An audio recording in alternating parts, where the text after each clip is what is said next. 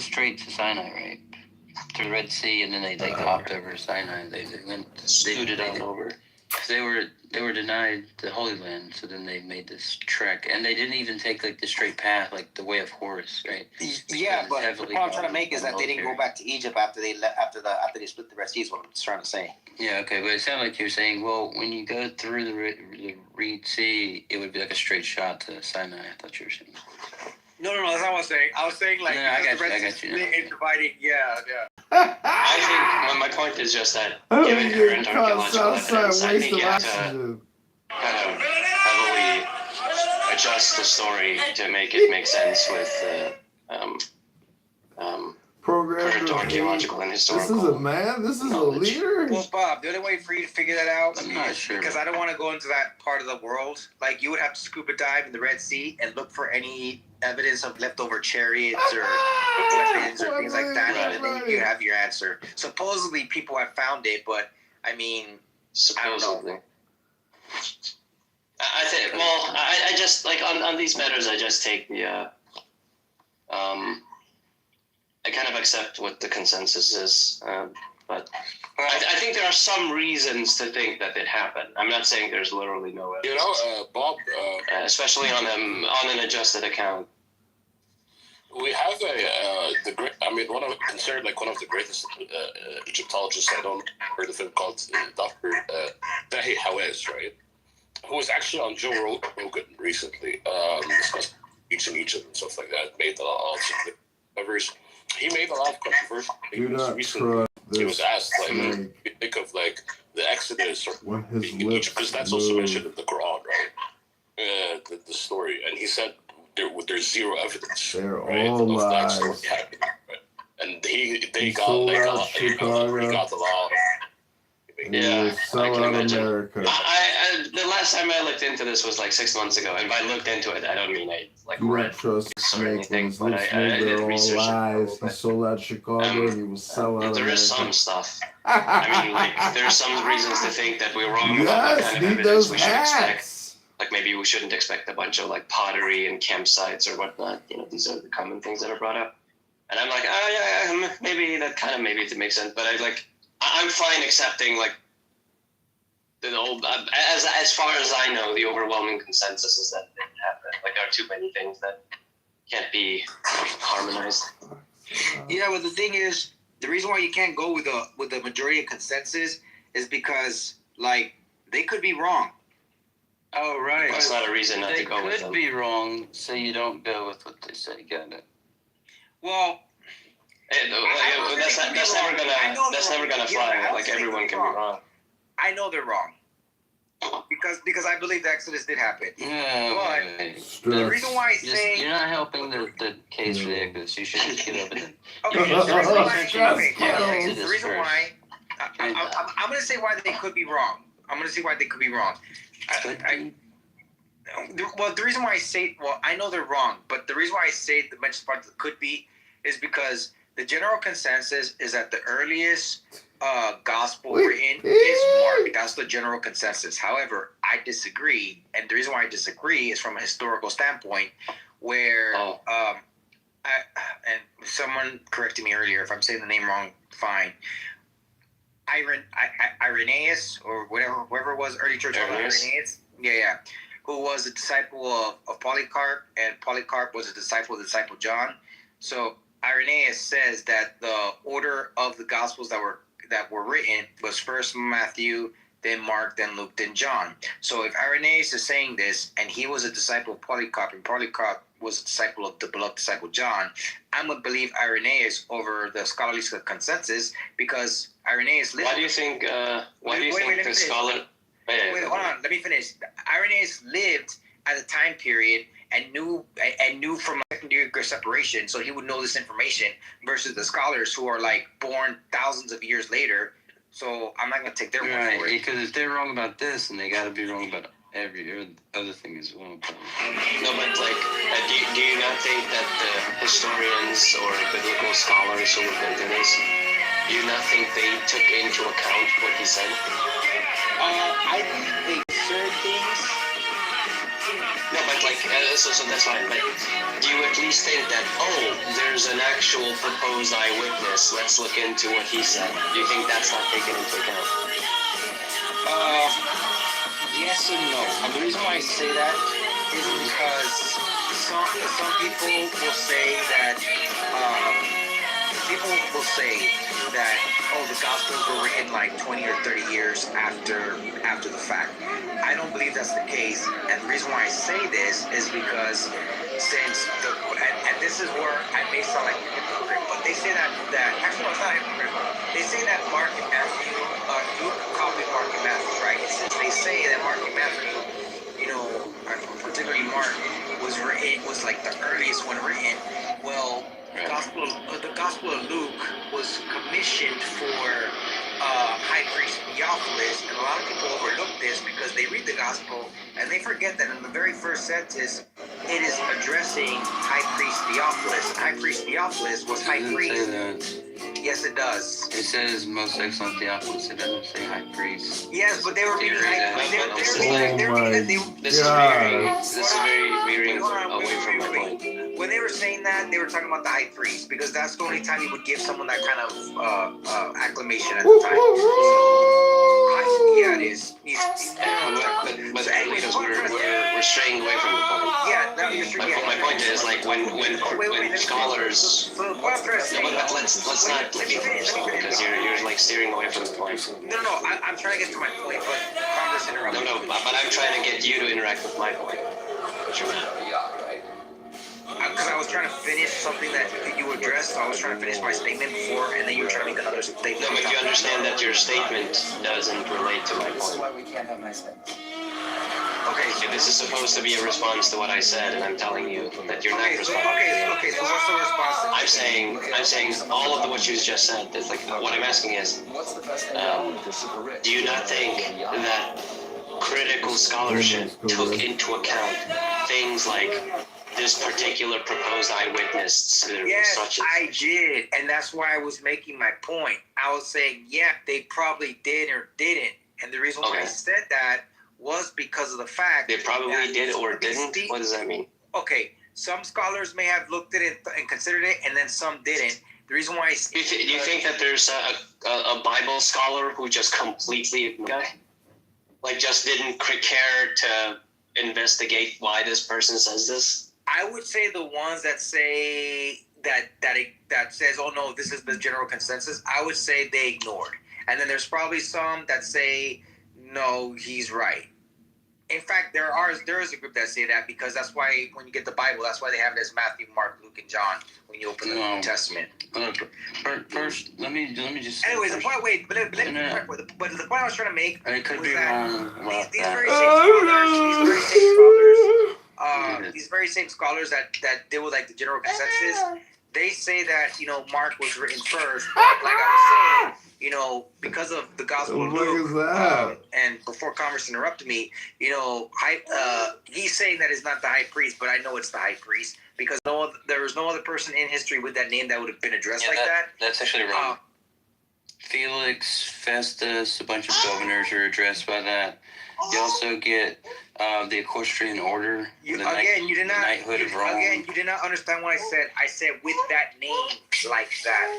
I didn't say names. I said with that name Theophilus. No one else was addressed with the name Theophilus as just like that in that sense. Dude, you said nobody else is used of most excellent like that.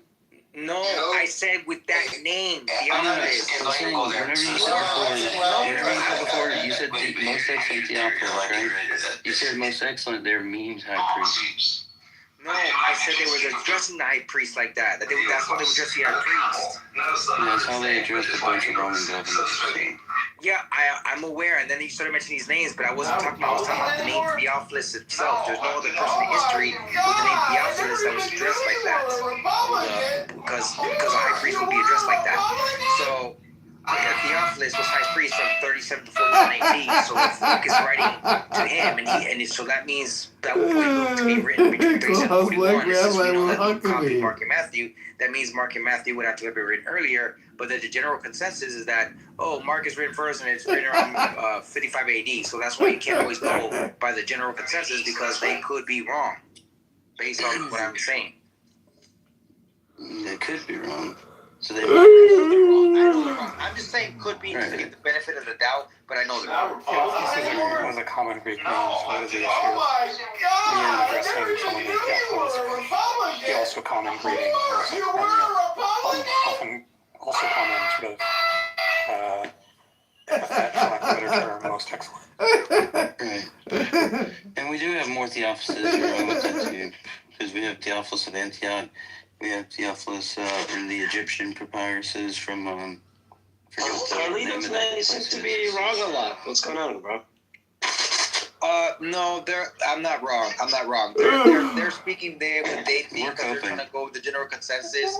I've researched it, and like I said, for the time and the stuff that they were reading, the fact that Luke was a companion of what's his name, Paul, that means that all those things that they're saying would not make sense geographically or historically. Yeah, no, I know exactly what you're talking about. Theophilus been and Mars. But yeah, I don't. If Luke was a companion of Paul, he's not going to be writing to all those other Theophiluses that you're talking about because there are different areas they didn't go there. Is what I'm saying. There's multiple. Yeah, go ahead, Mark. No, there's multiple, but I'm saying we're going with Luke being a companion of Paul, and the region that he would have been with would not have been those areas for those other Theophiluses. Whatever, those other Theophilus is what I'm saying.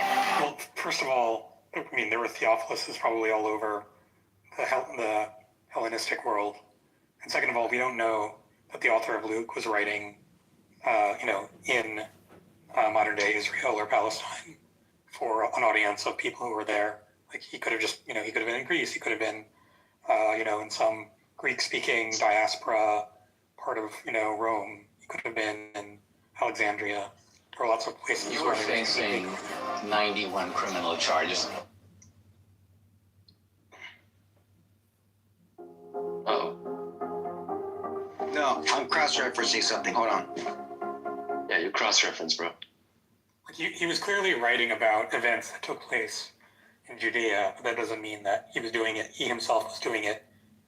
Like he himself was writing in Judea to an audience of people who were themselves in Judea. Just as Paul was, addressing early Christian communities, all over the place, in Greece, in Italy, etc., in Anatolia. Yeah, and when you say he followed Paul, he was a companion of Paul. He didn't go to those areas. Paul went to the whole known Greek world almost, all over the place. Especially giving his letters to the Galatians and the Romans and every.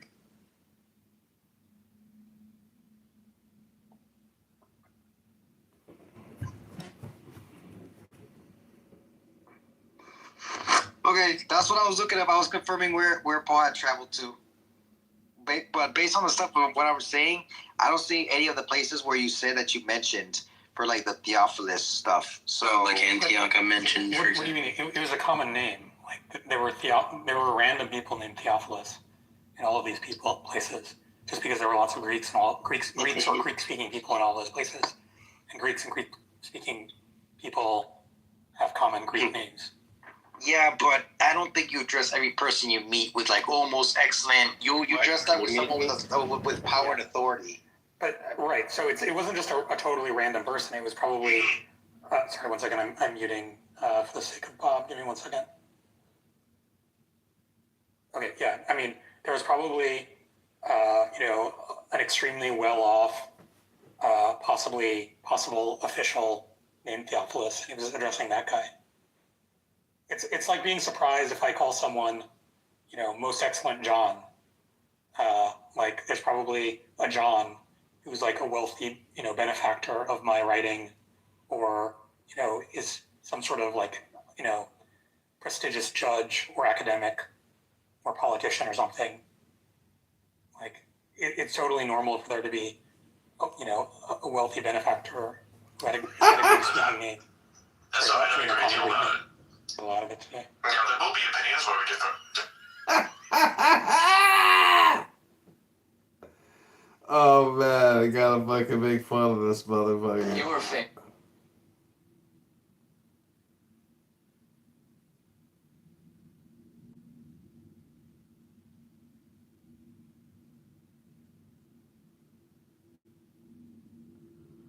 Just him? Oh, there are hundreds more.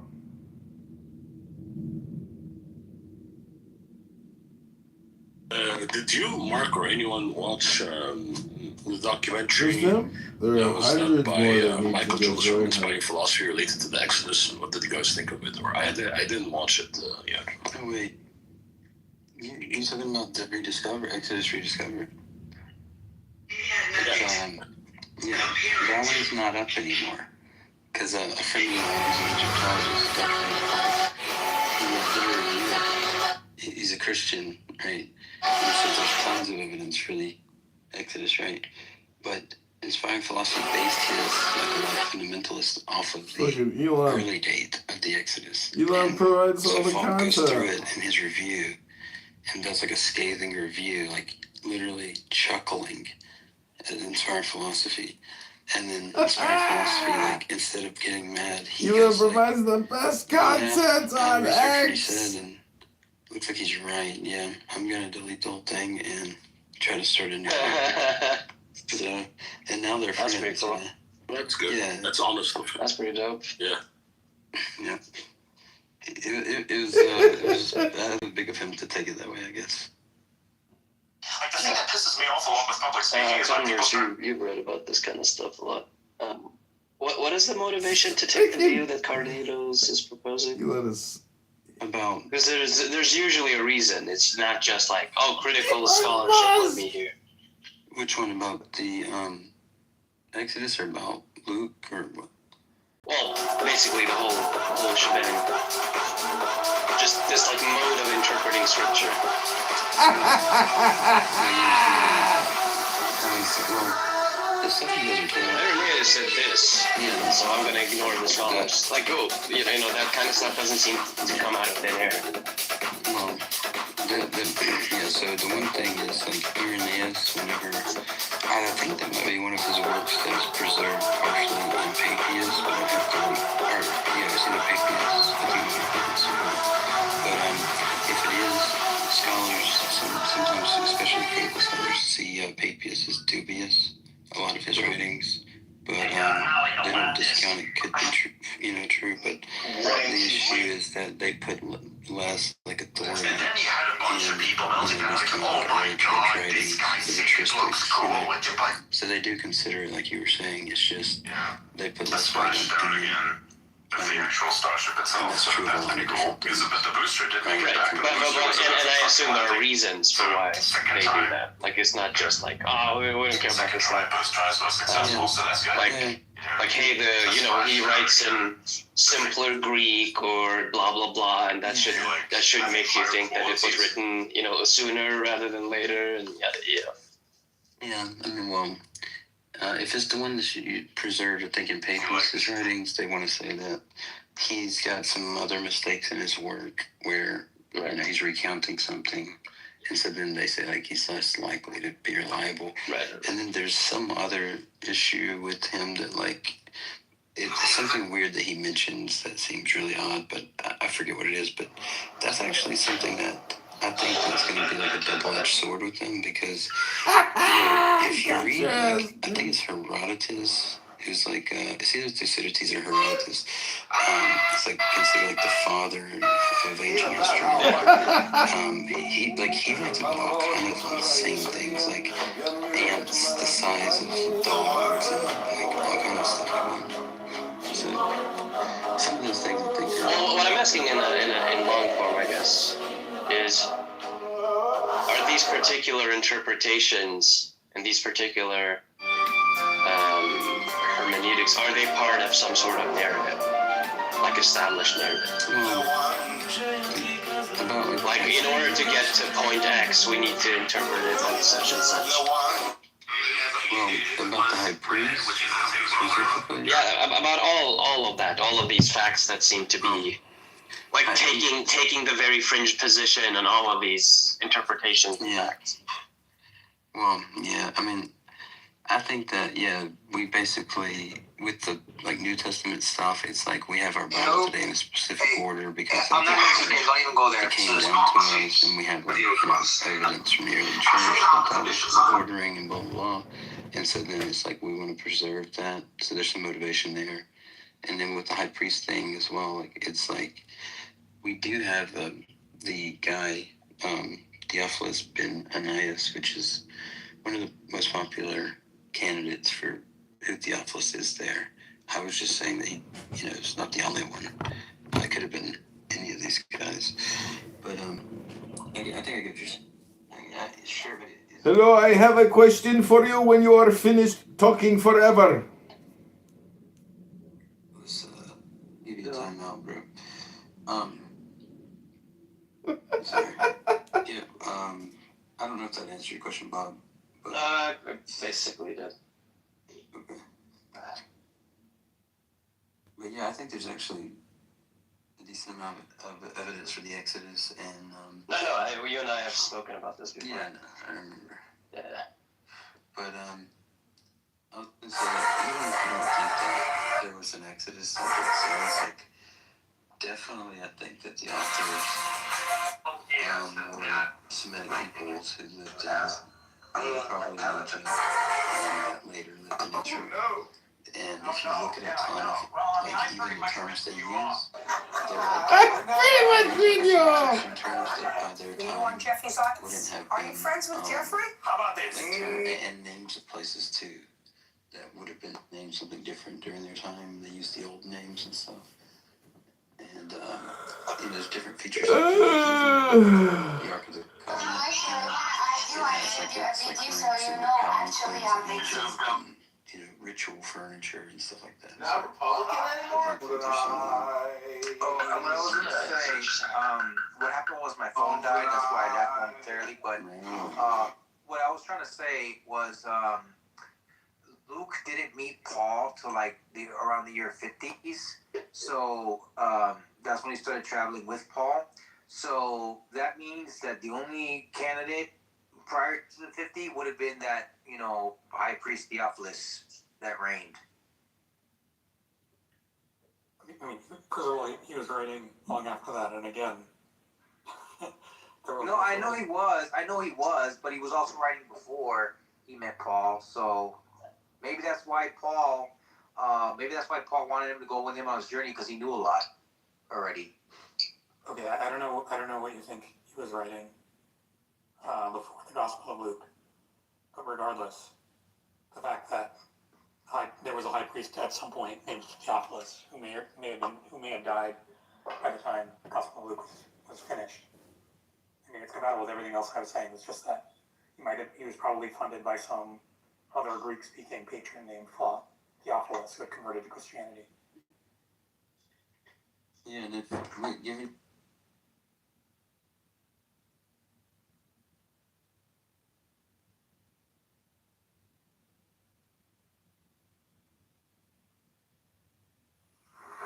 Now, if everybody's comfortable, we can get started. I've announced that this seminar is to be about the cosmic network. And therefore, we've got to spend the first evening understanding something about the nature of networks.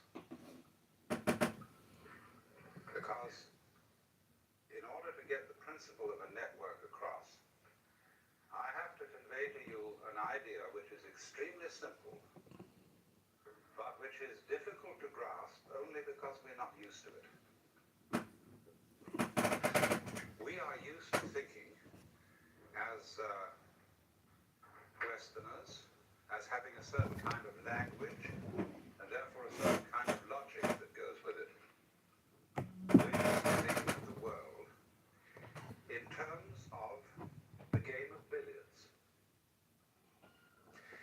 In other words, we are still thinking about our psychology, our bodies, and their relationship to the outside world in terms of what would scientifically be called Newtonian mechanics.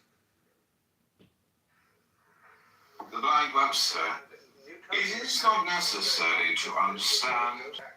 It is enough to adore. It's not necessary to understand. It is enough to adore. And so we may as well begin atom, because this has always fascinated people. What is the world? You're still texting me. What is all this? Well, one way of finding out is Why to are you? and chop something Why are down you still texting so me? you can see what's Why are you inside. still texting me back? Apple inside. What is a seed inside? What is a Why human haven't you blocked me yet? And then you find that when you chop a thing in two, you've got two pieces. But the cutting reveals that it has a structure inside. And the structure is composed of what we call organs or parts. And then in turn, in order to inside, So that if you do become aware that you are not simply that scanning mechanism, in just the same way that a child will take a toy to pieces, we chop and chop and chop until we've got a piece so small